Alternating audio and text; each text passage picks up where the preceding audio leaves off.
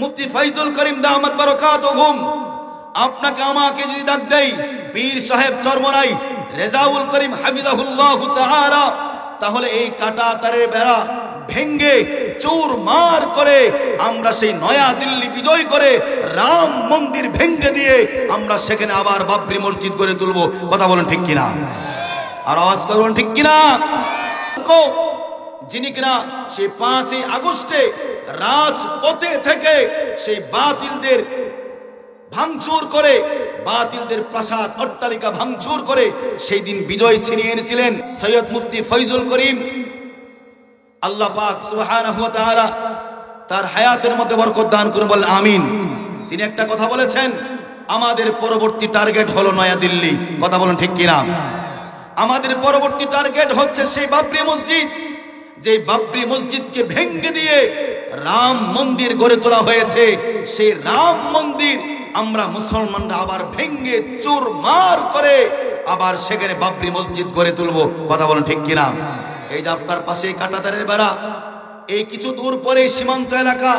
প্রাণের ভাইয়ার আমার, আজকে 2 ঘন্টা আগের খবর, বিজেপির এক নেতা সে বিবৃতি দিয়েছে 15 মিনিটে বাংলাদেশকে সে খালি করে দিবে, 15 মিনিটকে বাংলাদেশকে সে পরিষ্কার করে দিবে।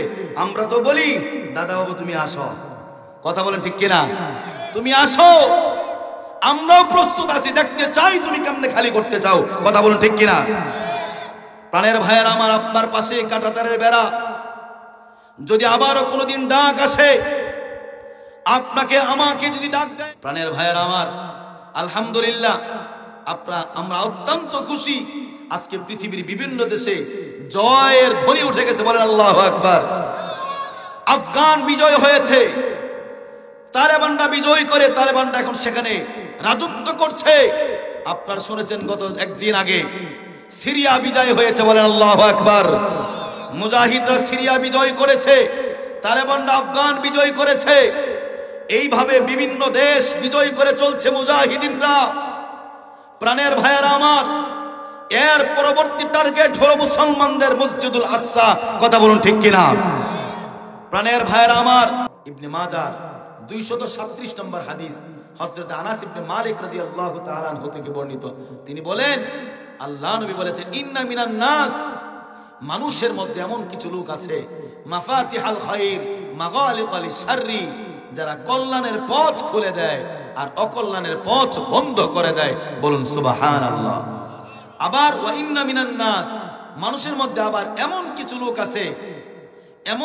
আছে, মাফাতিহাল শাররি মাগালিকাল খায়র, কিছু এমন শয়তান দুশ্চরিত্র কিছু লোক আছে যারা কিনা কল্যাণের পথ বন্ধ করে দিয়ে অকল্যাণের পথ খুলে দেয়। কথা বলেন, কথা বলেন, যে তারা কল্যাণের পথ বন্ধ করে দিয়ে অকল্যাণের পথ তারা উন্মোচন করে দেয়।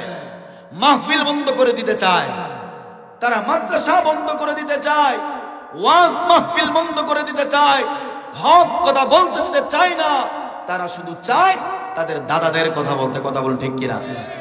তারা চায় শুধু ভারতের কথা বলতে। কথা বলুন ঠিক কিনা?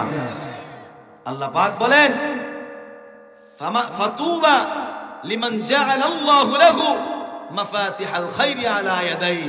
আল্লাহ নবী বলেন, তবে ওই ব্যক্তি সৌভাগ্যবান যার হাতে আল্লাহ পাক কল্যাণের চাবি রেখেছেন, যে ব্যক্তি মানুষের জন্য কল্যাণের পথ খুলে দেয়। আওয়াজ করে বলেন সুবহানাল্লাহ। এরপর আল্লাহ পাক বলেন, ওয়াইলুন, ওয়াইলুন, ধ্বংস ওই ব্যক্তির জন্য, ধ্বংস, ওই ব্যক্তি ধ্বংস হয়ে যাক, ওই ব্যক্তি মাটির সাথে মিশে যাক। মাফাতিহাশ শাররি আলা ইয়াদাই, যে ব্যক্তির হাতে আল্লাহ পাক অকল্যাণের চাবি দিয়েছেন, অর্থাৎ যে ব্যক্তি অকল্যাণ করতে চায়, অকল্যাণ সাধন করতে চায়, অকল্যাণের পথ উন্মোচন করতে চায়, ওই ব্যক্তির জন্য আল্লাহ পাক নিজেই ধ্বংসের জন্য আল্লাহ পাক নিজেই চেয়েছেন। আওয়াজ করে বলুন না আউযুবিল্লাহ। সুতরাং আমরা কল্যাণের চাবি চাই না অকল্যাণের চাবি চাই? জোরে বলেন। আপনাকে, আপনার মাধ্যমে, আমার মাধ্যমে আল্লাহ পাক কল্যাণের কাজ নেবে, এটা চাই কি চাই না? হাত ওঠান, চাই কি চাই না? আল্লাহ কবুল করেন, বলেন আমিন। প্রাণের ভাইয়ের আমার, দুনিয়া আমার আপনার উপর বিস্তার লাভ না করুক, এই জন্য সবসময় দোয়া করবেন, সব সময় দোয়া করবেন। আজকে এই নিষ্ঠুর দুনিয়ার, এই কঠিন দুনিয়ার অবস্থা বড়ই নাজুক।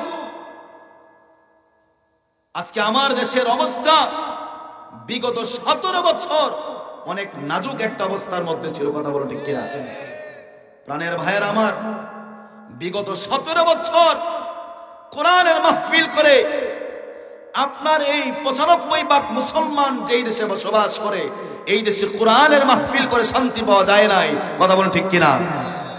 আপনার জিহ্বা টেনে ধরতে চেয়েছে সেই ভারতের কিছু পাঁচটা গোলাম, ভারতের কিছু দালাল আপনাকে আমাকে ধ্বংস করে দিতে চেয়েছে। এই বাংলাদেশটাকে ধ্বংসের রাজ্য বানিয়ে দিয়ে গিয়েছে। শত শত কোটি কোটি মিলিয়ন ট্রিলিয়ন টাকা বাংলাদেশ থেকে লুট করে বাংলাদেশটাকে ফকিরের রাজ্য বানিয়ে দিয়ে গেছে এই 17 বছরে কিছু কুলাঙ্গার বাহিনী। কথা বলেন ঠিক কিনা? কিচ্ছু নাই দেশটার মধ্যে। মনে করেছেন মেট্রো রেল, মনে করেছেন পদ্মা সেতু, এত সুন্দর সুন্দর রাস্তা, বহুত উন্নয়ন হয়েছে না? ভেতরে খোঁজ নিয়ে দেখেন আপনাকে আমাকে রাস্তার ফকির বানায় রেখে গেছে। না হয় একটা সাধারণ চেয়ারম্যান, একটা মেম্বার কয় টাকা বেতন পায়? সেই মেম্বার দল পরিবর্তন হওয়ার পরে আমেরিকা চলে যায়। কথা বলেন? তোমার পিএস তুমি নিজেই বলেছো, নামটা বলেই ফেলি, এটা আমি কোনো দল করে এই জন্য না, শেখ হাসিনা কিন্তু নিজেও বলেছিল যে আমার পিএস 400 কোটি টাকার মালিক। আপনারা শুনছেন না ভাই? এটা কিভাবে সম্ভব? কিভাবে সম্ভব? তোমার পিএস 400 কোটি টাকার মালিক হইল কিভাবে বলো? তুমি কোথায় ছিলা? তুমি কি সেদিন আঙ্গুল চুষছিলা? এইভাবে সে শত শত কোটি টাকা তার নিজের দলের লোকদেরকে খাইয়ে পেট মোটা করেছে। কোটি কোটি টাকা কামিয়ে সেই আমেরিকার বেগম পাড়ায় বাড়ি করেছে, কানাডায় বাড়ি করেছে, লন্ডনে বাড়ি করেছে। এরপরে আপনার সেই সিঙ্গাপুরে, দুবাইয়ে কোটি কোটি টাকার সাম্রাজ্য গড়ে তুলেছে। আর আপনাকে আমাকে বানিয়েছে একটা গোলাম। কথা বলে ঠিক কিনা? কিন্তু টিকতে পারছে? কথা বলে টিকতে পেরেছে? না, পারে না। এই জন্য তো বলেছে ওয়াইলুন, ধ্বংস ওই ব্যক্তির জন্য, লিমান জাআলাল্লাহু মাফাতিহাশ শাররি আলা ইয়াদাই, যার হাতে অকল্যাণের চাবি, ওই ব্যক্তি ধ্বংস, ওই ব্যক্তি ধ্বংস হয়ে যাক। জোরে বলুন আমিন।